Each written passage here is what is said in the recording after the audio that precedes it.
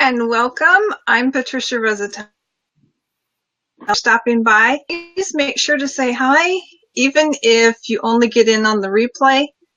Make sure to like, share, react to this, and do feel free to ask us questions, both Carlos and myself, either.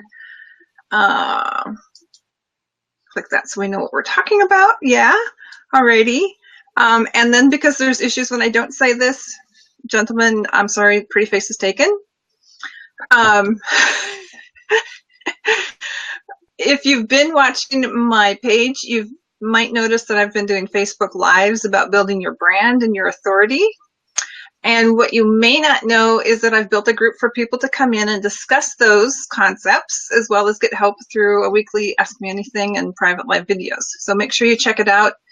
Link is in the description, up or below, depending on if this is on my profile or somebody shared it. So today we are talking with Carlos. I forgot to make sure I knew how to pronounce your last name. It's okay. Carlos Redlich. I'll take a shot. Redlich? Yeah. Was that how it's pronounced? Okay, yeah. Good. Great. Carlos is a highly sought after direct response copywriter and marketing consultant. He's worked with all levels of entrepreneurs, from 6-figure startups up to 9-figure mammoths. I like that, mammoths. As he travels the world and learns about new cultures, his primary mission is to deliver as much value as possible to his fellow marketers and copywriters in an authentic and straightforward manner. Hi, Carlos. Hey, what's happening? Thank you for having me on the show. Thank you so much for coming on. It's been fun prepping for this. So I've watched you for a while on Facebook. I followed you a while. I don't remember when I connected with you or what, but we all know who that is, right? I know that you started from pretty much nothing, maybe less than nothing, and that you've got stories around that. Would you share how you got your start? Yeah, it's pretty fun. I mean, around 25, I started, I wanted to start my own martial arts school, and actually a buddy of mine, Vit, he and I started one together. We moved from Miami to Jacksonville, Florida to do it. It was just cheaper, and it was just, we said, screw it, that's probably the best place to do it, so we did it. We did that for a few years. I mean, while we were building it up, I mean, it was a really good learning lesson for me, because I realized, you know, unlike the online game where the only rent you really pay is like your hosting fee and like your ClickFunnels fee and shit every night or every month or whatever. When I had my gyms, I was paying 10 grand a month every month in rent, whether I made it or not, right? So it was something, I mean, talking about like when I didn't, you know, have anything or whatever, it was, I mean, I never thought that was like, I mean, I just didn't really think of that as like a big deal. I just figured it's just a process, you know what I mean? But yeah, I mean, when I first started, it was just a great learning lesson, because a lot of people jump into this online business and they may not have appreciate how good we have it, because there's like pretty much no rent, which is, I can't stress that enough, right? Yes. That's kind of how I got my start, at least in like the entrepreneurial way or the entrepreneurial path. After I had the gyms, I kind of moved on and started. It was crazy. Like, I had read this book called The 4-Hour Work Week, and they started talking, I think it was Tim Ferriss, right? He started talking about how you could outsource stuff to Upwork or Odesk or whatever it was back then. And I had this crazy idea. I'm like, oh shit, like, what if I sold people on the phone? Because I don't really know anything about internet marketing back then. I was like, what if I sold them on the phone on some websites? I can outsource that to, you know, people in the Philippines or whatever. And that's what I started doing. So once I started doing that, it was like my first like wake up call to where I can make a lot more money doing this online, selling websites, doing stuff, an outsourcing deal with pretty much no overhead. Unless I get a deal, I can just outsource to somebody. So when I kind of that was like my first real taste of the internet marketing lifestyle. I was like, man, forget this gym stuff. My business partner took over the gyms, and it was kind of, you know, that was it from there. I just kept on going. Well, that's interesting. I mean, I knew you were interested in martial arts, but I didn't know that you'd actually had a gym. My husband and I ran a gym for a few months. We were severely undercapitalized and had no clue about the marketing. Yeah, dude. No clue. I totally get it. I mean, we had moved locations a few times. It's not like it was a one-shot, you know, one-time deal. We had to move locations, and you know, it's just different different costs. So I get it. I mean, especially if you're new to the kind of business thing and you're not, I didn't realize I should probably do like a pre-launch before I even open my gym. Like that makes more sense now. But back then I was like, screw it. It does.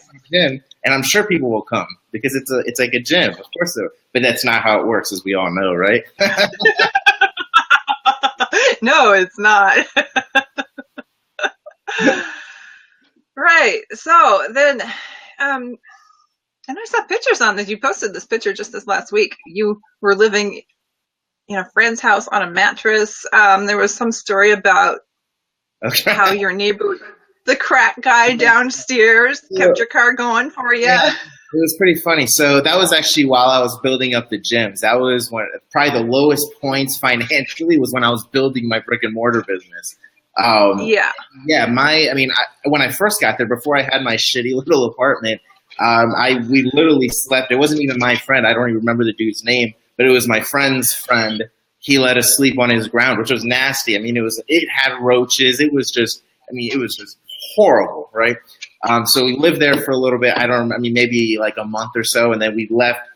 This is my buddy Vit and I. We were business partners. So we were like, screw it, let's live in the same apartment, do the whole, let's just make this thing happen. So when we transitioned from there, we moved to this little apartment, and that's where I found my buddy Smitty. So Smitty was a cool dude. He, I didn't even know he was a crackhead at the time. I just thought he smoked smoking weed outside. And I was like, oh, hey, what's up, man? High five. Weed makes people come together. So he started talking about, do you want to do some coke and shit? And I was like, nah, man, I'm good. I thought you just had some weed. So we kind of had, I've always had it, I've known crackheads in Miami, and a lot of times they'll ask me for $1 or a freaking penny or a quarter anytime they see me just so they can get their stuff. So I just automatically assumed he was going to do that too. And so I was like, hey, man, so you can smoke. We had a stairway, which would, my apartment would be on the second floor. And, you come down to the first floor and that's where everybody's smoking or whatever they're doing. And I was like, dude, so I live right there. You can smoke your coke or crack or whatever you want to do, but, just don't ever ask me for money. And he never did. It was crazy. So this was like the most trustworthy dude. He knew I was building my gym. He always supported me. I don't know his real name. I just know him as Smitty. Unless that is his real name. But yeah, so it blew my mind. And then so with him, just kind of getting back to that little story about him, he came up to me. He used to always fix my car for free because my car sucked. It was horrible. And so he would fix it when it wouldn't turn on.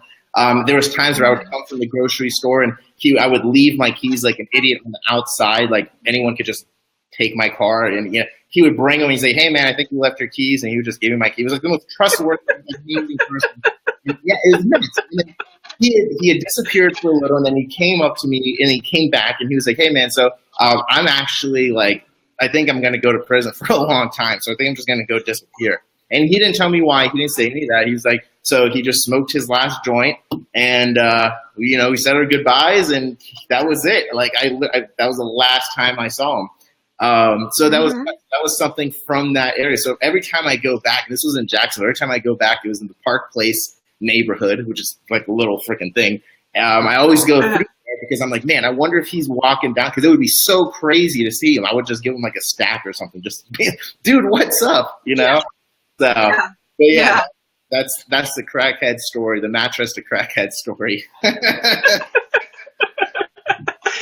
It just really sticks in my mind. So, because I know you're not in that place financially now. So okay, let's see. We talked about that. And then you decided you could probably make more money doing the internet thing. And it's funny. I stumbled onto copywriting because I'm a copywriter now, and I sell my own stuff to my own martial art group now. So I'm actually going from taking a lot more clients. I'm trying to reduce clients and just sell my own stuff now. But it's funny because once I kind of dabbled in copywriting before, because my martial art instructor years ago had showed me copyright, but I never really put two and two together for selling my own website. So, back I was selling them on the phone. I was making and my girlfriend would do it, and my buddy Mike would do it also with me. We were calling 150 people each every day, and then out of 150 cold calls, we would close 3 to 6 appointments, and those appointments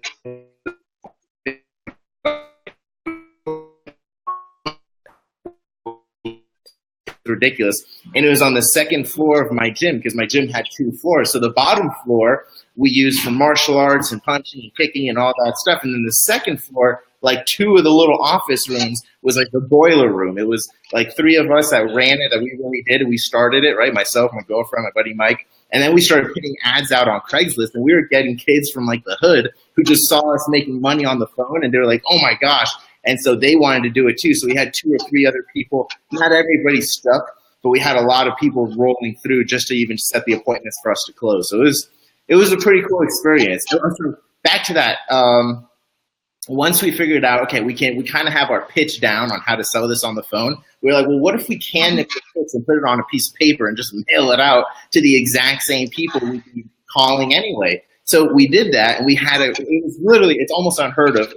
We mailed it out. We got a 6% response rate. So we mailed out a direct mail letter to 1,000 people, and we had, what was that, like 60 people, whatever. We calculated, I was blown away. I'm like, it's supposed to be like a 1 or 2% response rate in direct mail. We had a 6% response. Yeah. And the secret, or what I think the secret was, is the sales letter's headline was, I forget the exact thing, but it was like, preacher's daughter swears under oath, something, something, something. I forget what it was, but it was the preacher's daughter because my girlfriend's dad is a preacher. So it was real. It wasn't bullshit, right? So we had that. And it was signed by her because people respond to women more than respond to men. And in the small towns within the U.S., a lot of people are really religious, right? So what we did is we sent the preacher's daughter letter to all the small business owners who made $1 million or more that did not have a website within all the small towns. And we found that on salesg.com. It was just public info. So we nailed it. It was like the perfect audience, because as soon as they say preacher's daughter, swears under oath, blah, blah, blah, that's what they're reading, because they go to church, at least once a week, if not more. And their whole friends, their family, everyone goes to the same church. So it's like, that's a community. We mailed all of their friends the same letter. So it's now, hey, did you get that wacky letter in the big yellow manila envelope that said preacher's daughter, blah, blah, blah? Yeah, dude, I saw that too. Well, and it's crazy. So, that was like the big wow. So once I kind of saw that direct mail and marketing and copywriting kind of worked, we started doing it for different people. I had one of my buddies, Chris in San Diego, hired me to do some stuff, and he saw results, and he was doing, I think it was like a flood damage sales letter or something online. So it was cool. That was kind of like my intro into the copywriting world, and where I started taking on clients, and I was like, this is cool. I can get paid a bunch of money to like write this thing. That's not hard for me. It's this fun, so that kind of like kept going. And then I do podcasts like this, and this almost always helps me out. Oh yeah. Yeah, I imagine. Yeah. So where did you get your hustle? A lot of people have this vision for, what they're doing, and they know that they need to get on the phone and talk to this many people. Right. And you can't. Well, I'm a natural, so what is that? Well, I'm like a natural introvert. I don't actually like talking to people and doing all that stuff is out of my comfort zone. So I just had to get over it. Like, it was just something I accepted. I didn't think like, how can I be an introvert and still make money doing the least extrovert? My mind just automatically said, no, like if I stay this way, I'm not going to talk to people. So no one's going to know who I am. If people don't know who I am, they're not going to give me money. I just did not assume I was smart enough to figure out how to make that kind of shit work. So I was like, it's much easier to just say, fuck it, learn how to talk to people, become, even if you're not a natural extrovert, be it for a second, be it for an hour or a minute, or be it for when you're working. So now you're on go, and that's it. And then regarding the hustle part, everybody knows, like, if you've got to pay bills at the end of the month, and in my head, I'm not going to go get a job. It's just, I had jobs. It's just, I know I'm going to get fired in 3 months because I lose motivation. I want to cut out early. I'm like, I don't want to do this. I'm not, like, if I work extra hard, I'm not making extra money. So I'm like, my mind automatically goes into the worst type of behavior possible for you. Like, I would be your worst employee. But if you hire me to write your stuff as a contractor, I'm like, this is my name on it. It's got to be good, right? Yeah. So now it's more exciting. But yeah, when you've got bills and shit at the end of the month, it's just, you've got to make it happen. One of the things that I've kind of stumbled upon now is I don't stress as much as when obviously, because I'm a little bit better off than when I used to be, but it's like, if the more I put out, it sounds so weird. The more I'm putting out, the more of these podcasts, these types of things I do. I try to do a couple of these a week at least. I'd love to do one every single day. The more of this I do, I don't ever really worry about clients coming to me. Like, I just naturally have them. They'll be like, hey, I saw a podcast of yours from like 3 months ago. Thought it was really cool, dude. Can you help me with some emails? That's almost the first thing everybody starts with. You don't do the full funnel. But emails, it's funny. It's what everybody goes with. But yeah, so I don't know. The hustle just happens. Once you've accepted it as part of your life, it's just like, why wouldn't you go all out? Like you're going to die. Like, could you imagine if you died and you didn't really do everything you wanted? That's horrible. Like, you should just leave it all. Like, working out at the gym and you know you've cheated yourself, or you can just go all freaking out. And now you're like, okay, I know even if I fail or whatever happens, I literally left it all out on the table, so it doesn't matter, right? Well, being an introvert, I'm an introvert, and I've learned through my reading that an introvert can actually do better in sales. I mean, that's kind of a generalization, but an introvert can do better in sales than an extrovert because he's listening. Mm-hmm. He's paying attention. I mean, granted, you need some education too, but no, of course, an introvert is more likely to listen to the prospect and his aspirations or his pains or his trial closes. I mean, the prospect's trial closing you. Right, 100%. And then, Yeah. No, that makes total sense. I mean, if you're like, as an introvert, and I don't know, I'm always just assuming this is what extroverts think. Maybe they think this shit too, but I always think of like, I'm always in my head type of thing. You always have to get out of your head to get shit done sometimes. My natural state is like, if I say something and I see someone react a certain way, instead of brushing it over, I'm like overanalyzing. Well, why did they act this way? I wonder why they, blinked a certain weird way. And sometimes it's just silly and too much. But I mean, that's just where my mind goes naturally. It's really weird. It's really fun. But it's good, right? Because in a sales situation, if you can read that's when I would sell face to face.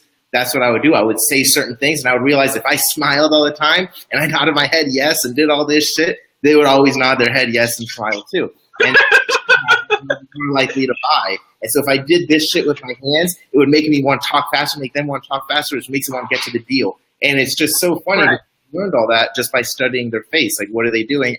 If I'm doing this, is it too much? And they're like, oh my God, this is just overwhelming. Well, that's cool. Now I need to back off a little and just chill out, right?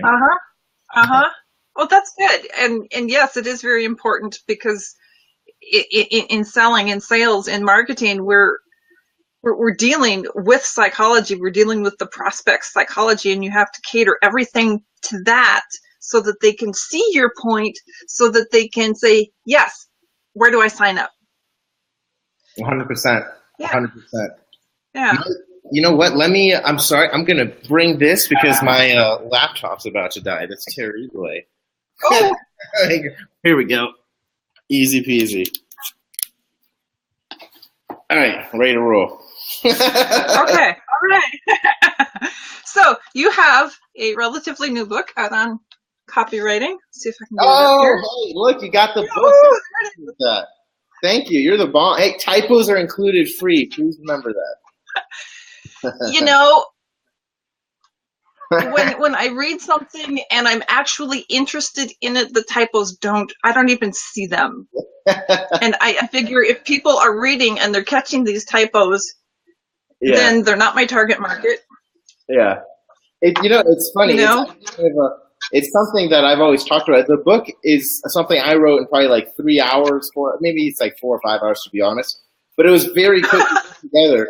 And it's kind of a testament to like what everybody I think should do. If you want to stand out to be some kind of expert, end up on more podcasts or any of that stuff, put a freaking book together. I mean, even if nobody buys, it's funny. Like I've sold probably 2,000 of those, maybe a little more than 2,000. And like a real big scale, that's not very many books, you know what I mean? But it's gotten me more followers and more, I mean, pretty much every place that I go to, not every place, but every podcast that I'm on, everybody's either got the book and that's how they wanted to get on. They're like, hey, I saw you looking to get on a podcast, but really, I've been dying to do one because I've got the book and I just wanted to get you on. And I was like, man, that's so cool. So everybody should put some kind of book together, and a quick way of being able to do that is put together, like, let's say you're a web designer, right? Then put together the 7 secrets of like high converting web design or something, right? And have a friend of yours interview on those 7 secrets, transcribe it, and then clean it up, and there you got at least a basic book out that you can push out there now. Now that's your business card, and say, instead of saying, hey, here's my business card, here's my book. I'm an expert. Right. Right. Well, yeah, and that's what I do with my clients right now is I'm helping them write books, position them. That's a huge service. That's freaking awesome. It is. It is. It is. And I have a client right now who, that's the whole point of the book is to position her as the expert in her niche. She's the leading expert in her niche. And yeah, we spent a week outlining it. Yeah.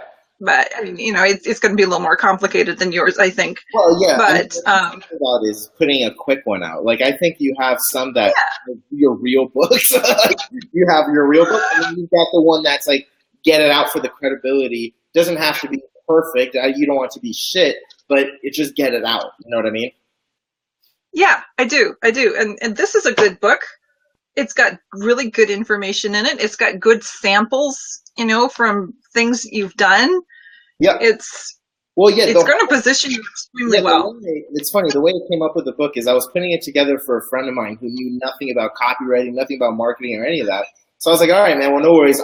We got off the phone after talking for like an hour or 2 hours. And I was like, well, what I'll do is I'll put together a book, or not a book. I was like, I'll put together like a little report or something and give it to you. And then that way you'll have a basic outline. I was like, it's not going to be super advanced. I'm literally just going to give you like formulas so you can copy, paste, and see some kind of results. And then you can get other books to learn to like the deeper psychology and shit. But if you just want to get started and get some shit, I'm going to create something for you. So long story short is I put together, I don't know, like maybe 40 or so pages of formulas, teaching, here's what this is. And then I put together all of my stuff because I was like, well, I've applied this stuff. So take my swipes. And then like literally it turned into this 100-page book or whatever. And I'm like, well, that was kind of fast. So like that was just going to go to my study and it turned into a book. And so I just got somebody on Fiverr to put together a quick design and that was it. It was done quickly, But so the whole purpose behind the book, it's on Amazon for $9. It's dirt cheap. Like, it's ridiculous. So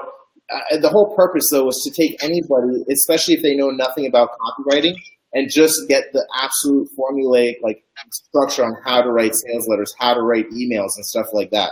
So, if anybody in your audience wants to get it, just go on Amazon, type in the copywriting playbook, and grab it for yourself and 10 of your friends.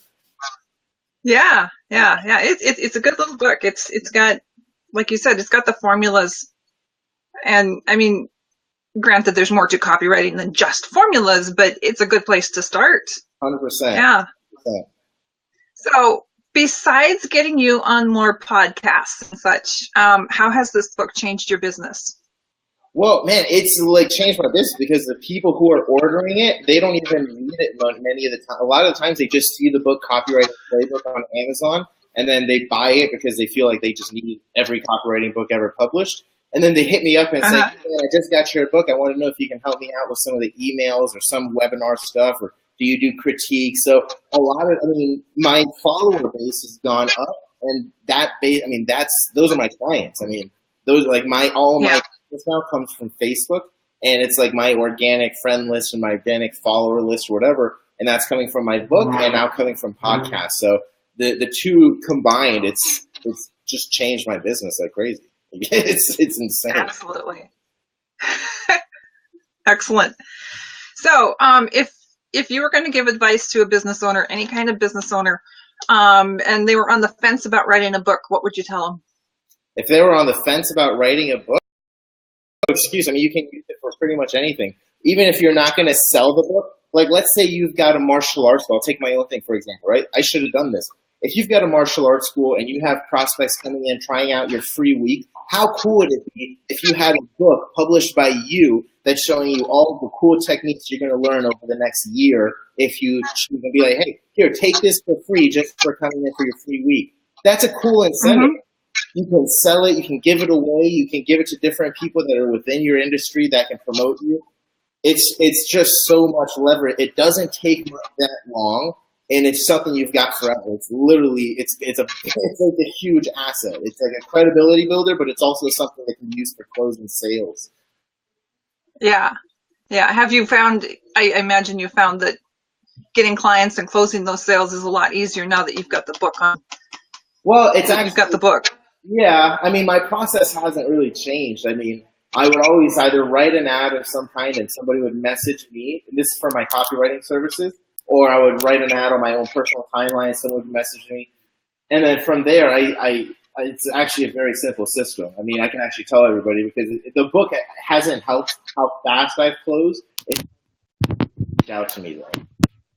So, I mean, when people message me on Facebook, though, the way I kind of close or whatever is I just say, hey, man, I appreciate you reaching out.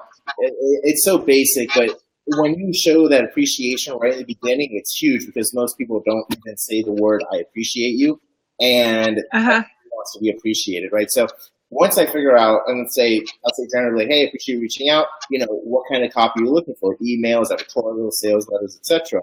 And they'll say, say emails or something. And then I'll just go ahead and say, awesome, man. Hey, well, my flat rate for emails are $295 for one, and $175 for 7+.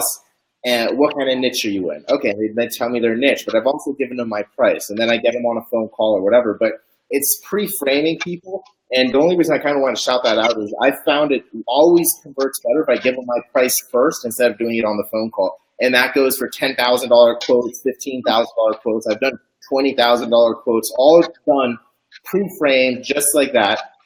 I mean, for the $20,000, somebody wanted 2 funnels. I was like, okay, awesome. It's only $12,000 a funnel. If you want to do 2 funnels, it would just be $10,000 each, so $20,000. What niche is it in? Oh, it's in this niche. Okay, awesome. It would take me about 12 weeks to complete both of them. Is that a time frame that works for you? Yeah, that does. Awesome. What's a good time for us to hop on a call, iron out the details, and get going? And that's it. I mean, by the time I get on the phone, it's like, does that sound like a good plan? It does. Awesome. What's the best email to send my wiring information so you can send me the cash? That's about right.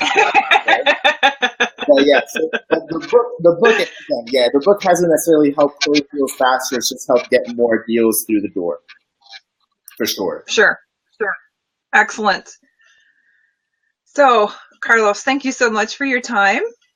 Awesome. It doesn't look like we have viewer questions here tonight, but if anything comes in, I'll tag you, or maybe they'll tag you, or whatever. And I'll make sure to get you linked. I think I've tagged you on things, so this should link over to you. So people can find you. Yes? Yes. So I appreciate. Thank you. Yeah, I appreciate you having me on the call. Let's do this again another time, and we'll make it crush again. We'll put some butt. All right. All right. You have a good evening. You too. Take care. Thanks. Bye-bye.